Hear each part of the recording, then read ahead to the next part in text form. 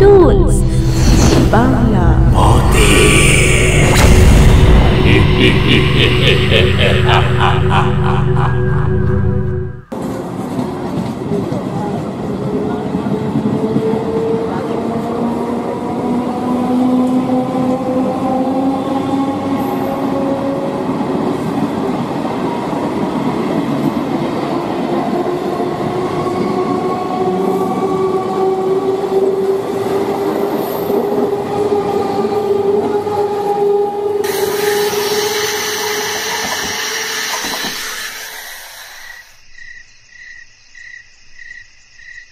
ট্রেনটা বেশ চলছিল, কিন্তু হঠাৎ দাঁড়িয়ে গেল। না না, শুধু দাঁড়ালো বলা ভুল, ঝটকা মেরে দাঁড়ালো। ঠিক খুব জোরে ব্রেক কষলে যেমন হয় আর কি। এখন রাত 11:15 বাজে। ফেব্রুয়ারি মাস, ঠান্ডার আমেজ অনেক কম হলেও রাতের দিকে ভালোই ঠান্ডা লাগে। আমি ট্রেনের যে কামরায় উঠেছি সেই কামরায় এই মুহূর্তে আমি ছাড়া আর কোনো জনমানবের দেখা পাচ্ছি না। ভয় যে একেবারেই লাগছে না এ কথা বলা ভুল। মধ্যরাতে লোকাল ট্রেনে যাত্রা করার অভিজ্ঞতা আমার কমই আছে। এইভাবে একাকী ট্রেনের কামরায় বসে আমি থাকিনি কখনোই। ভয় লাগছে, তবে সাহসিকতার অভিনয় করে নিজেকে সামাল দিচ্ছি আর কি। আমি আজ ভীষণই ক্লান্ত। আমার বাড়ি থেকে আমি বেরিয়েছিলাম সেই ভোর 5টায়। তারকেশ্বরের কাছেই একটা জায়গায় আমার এক আত্মীয় বাড়ি আছে। সেখানে একটি অনুষ্ঠানে যোগ দিয়েছিলাম। সারা দিন সেখানে হই হুল্লোড় করে রাতের শেষ লোকাল ধরে আমি বাড়ি ফিরছি। তারা অবশ্য আমাকে অনেকবার বলেছিল আজকে রাতটা সেখানে থেকে যেতে, তবে আমি থাকিনি। সকালবেলা আবার অফিসে জয়েন করতে হবে। তারকেশ্বর থেকে কামারকুণ্ড এসেছি এবং কামারকুণ্ড থেকে বর্ধমান লোকাল ধরেছি, যাব বর্ধমানে। এই ট্রেনের সঠিক সময় হলো কামারকুণ্ডতে রাত 10:55, কিন্তু এসে পৌঁছেছে রাত 11:30টায়। হয়তো লাইনে কোনো সমস্যা ছিল। ট্রেনের কামরায় উঠে সিটে বসে ঘুমিয়ে পড়েছিলাম। ট্রেনটা বেশ চলতেও শুরু করেছিল, কিন্তু হঠাৎ একটা ঝটকা দিয়ে ট্রেনটা দাঁড়িয়ে যাওয়ায় আমার ঘুম ভেঙে যায়।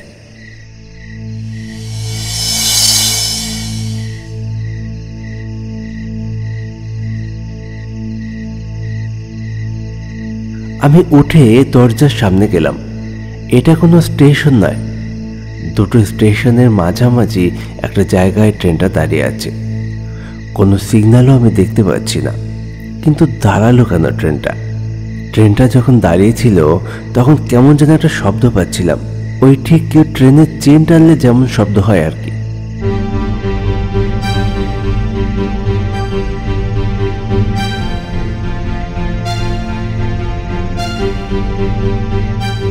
হঠাৎ আমার নজর পড়ল 3জন লোক ট্রেন লাইন ধরে হেঁটে আমার দিকেই আসছে।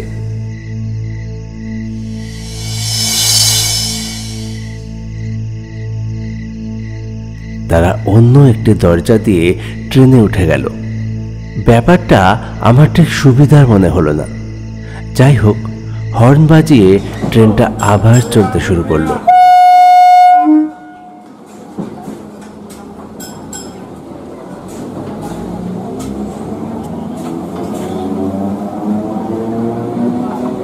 আমি সিটে যেয়ে বসলাম।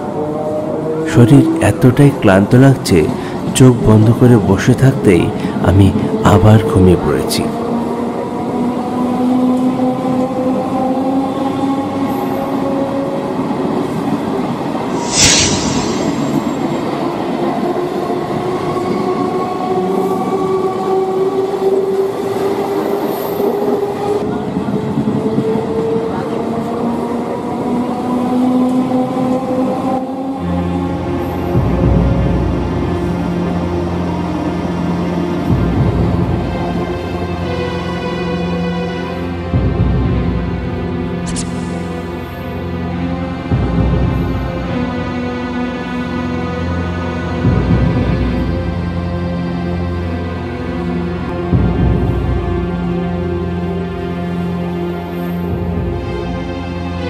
হঠাৎ ট্রেনের কামরার লাইট অফ হয়ে গেল। শুধুমাত্র আমি যেখানে বসে আছি সেখানেই একটা লাইট জ্বলছে। আমার ঘুম ভেঙে গেল। ট্রেন চলছে যথারীতি। চোখ খুলে দেখি চারিদিক অন্ধকার। কিছুটা দূরে দাঁড়িয়ে আছে সেই 3 জন লোক। ধীরে ধীরে তারা আমার দিকেই এগিয়ে আসছে।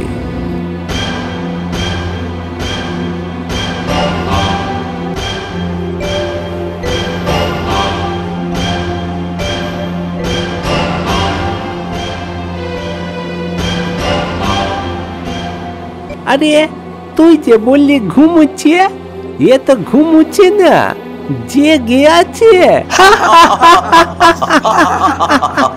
ভালোই হলো, ঘুমিয়ে থাকলে আমাদের আবার খাটনি করে খুঁজে বার করতে হতো কোন পকেটে কি আছে।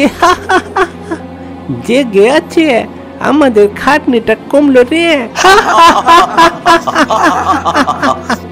দেরি করে কি লাভ, তাড়াতাড়ি চেয়ে নে। চাইবো বলছিস?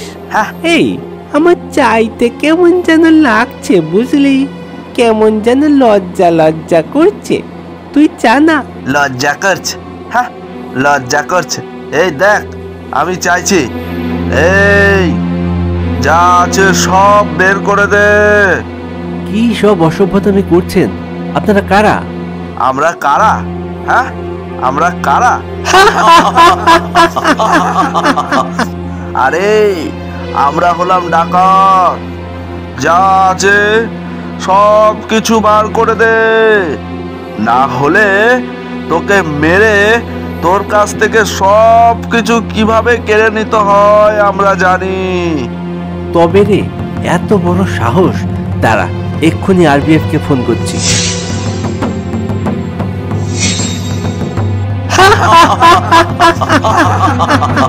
আমার হাত থেকে ফোন কেড়ে নিলি?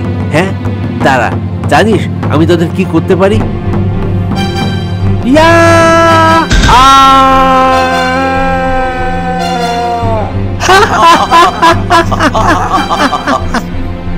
ডাকাতের দল আমার মাথায় আঘাত করতেই সঙ্গে সঙ্গে আমার মাথা থেকে রক্ত বেরোতে শুরু করে।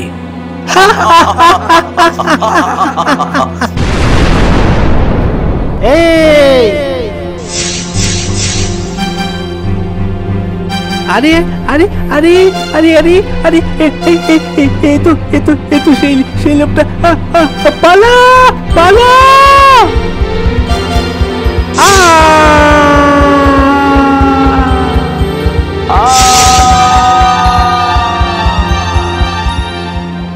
হঠাৎ দেখি ট্রেনের কামরায় আরো একজন লোক হাজির হলো।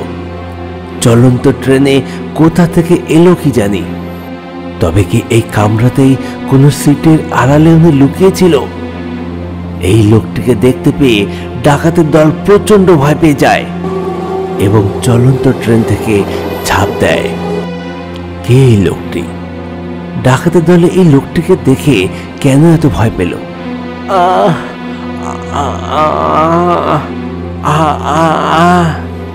আরে আপনার তো মাথা ফেটে রক্ত বেরোচ্ছে।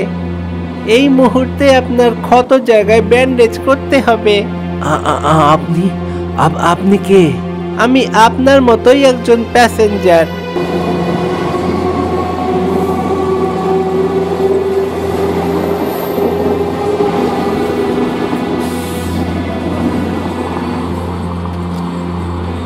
লোকটির সাথে কথা বলতে বলতে হঠাৎ ট্রেনটা দাঁড়িয়ে যায়। এই দেখুন, ট্রেনটাও দাঁড়িয়ে গেল। চলুন, আমার ব্যাগে ফার্স্ট এড আছে, আমি এই কাছেই থাকি, আমি আপনাকে ব্যান্ডেজ করে দিচ্ছি। চলুন। না না, তার কোনো দরকার নেই, এইভাবে বর্ধমান পৌঁছতে পারলেই হবে। আরে বর্ধমান পৌঁছতে এখনো অনেক দেরি। আপনার এইভাবে রক্তক্ষরণ হতে থাকলে আপনি অজ্ঞান হয়ে পড়ে যাবেন। আসুন, আমার সাথে আসুন, এই কাছেই আমি থাকি। আমি আর কোনো উপায় দেখতে না পেয়ে লোকটির সাথে যেতে লাগলাম। ট্রেন থেকে নেমে প্ল্যাটফর্ম, আর প্ল্যাটফর্ম থেকে নেমে একটি মাটির রাস্তা ধরে এগোতে লাগলাম লোকটির পিছন পিছন।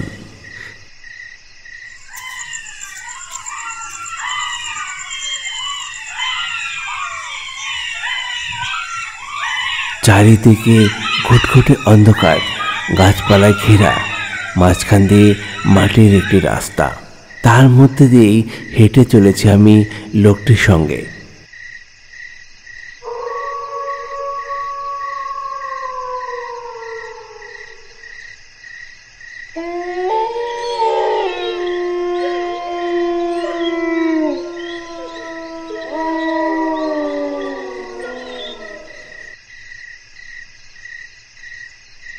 আপনি যে বললেন এই কাছেই থাকেন, অনেকটা তো হাঁটলাম, আর কত দূর? এই যে চলে এসেছি তো।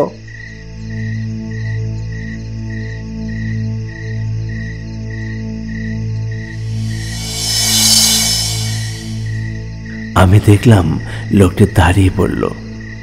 সে দাঁড়িয়ে পড়েছে দেখে আমিও সেখানে দাঁড়িয়ে পড়লাম। চারিদিকে জঙ্গলে ঘেরা একটি জায়গা, তারই মধ্যে রয়েছে একটি ভাঙা ঘর। সেই ঘরটি দেখে মনে হচ্ছে অনেক দিন কোনো মানুষজনের পা পড়েনি সেখানে। একটা গা ছমছমে ব্যাপার। এখানে এখানে আপনি থাকেন? দেখে তো মনে হচ্ছে অনেক দিন এখানে কোনো মানুষই আসেনি।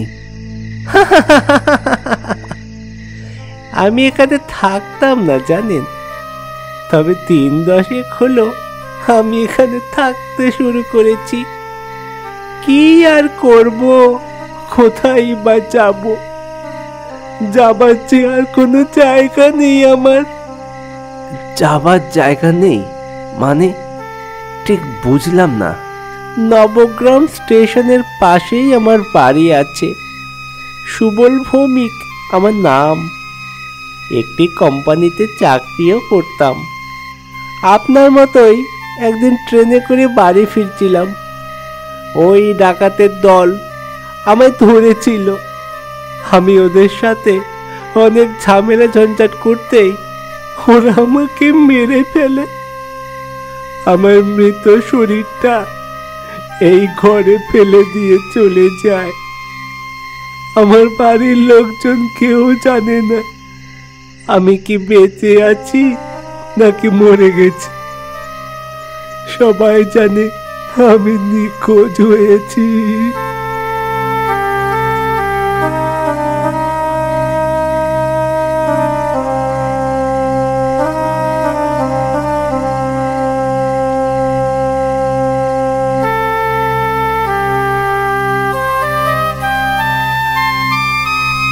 কি বলছেন এসব?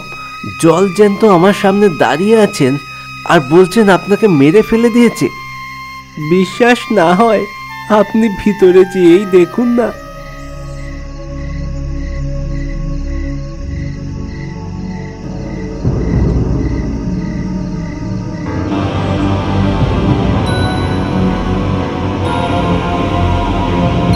আমি লোকটির কথা বিশ্বাস না করে সেই ভাঙা ঘরের দরজার সামনে গিয়ে দাঁড়ালাম।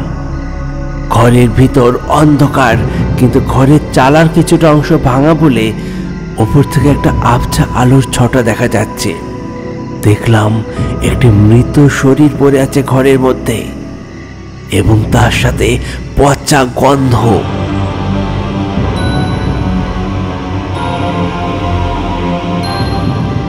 কি বিশ্বাস হলো? বাঁচাও বাঁচাও বাঁচাও! দাঁড়ান দাঁড়ান, আপনি দাঁড়ান। আপনার কোনো ভয় নেই। আমার একটু উপকার করুন, আমি আপনার কোনো ক্ষতি করব না। একটু দাঁড়ান। এই কথা শুনে অনেকটা দূরত্বে যেয়ে দাঁড়ালাম। এতটাই ভয় লাগছিল আমার যে আমার মাথায় আঘাত লাগা, যন্ত্রণা সবকিছু আমি ভুলে গিয়েছি। দূরে যে দাঁড়িয়ে আমি তার কথা শুনছিলাম। আমার বাড়িতে একটু খবর দিন, ওরা যেন আমার দেহটাকে নিয়ে সৎকার করে আর আমার শ্রাদ্ধ করে, না হলে আমি যে মুক্তি পাবো না। এইভাবেই নরক যন্ত্রণা ভোগ করতে হবে আমায়।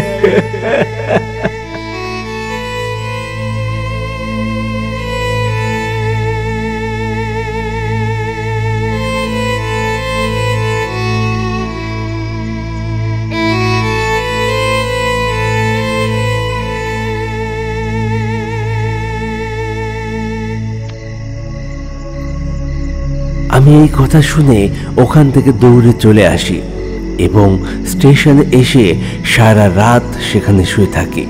কিছুক্ষণ পর আমার মাথা থেকে রক্ত পড়া বন্ধ হয়ে গিয়েছিল। পরদিন সকালে আমি নবগ্রাম স্টেশনের পাশে তার বাড়ির খোঁজ করি এবং একটি কাগজে সব ঘটনা লিখে তার বাড়িতে পৌঁছে দেই। আশা করি তার পরিবারের লোক সে মৃতদেহের সৎকার করেছে। আজকের মতো গল্প এখানে শেষ করছি। পরবর্তী গল্প নিয়ে ফিরছি খুব তাড়াতাড়ি। প্লিজ সঙ্গে থাকুন, ভালো থাকুন আর দেখতে থাকুন আমাদের গল্প।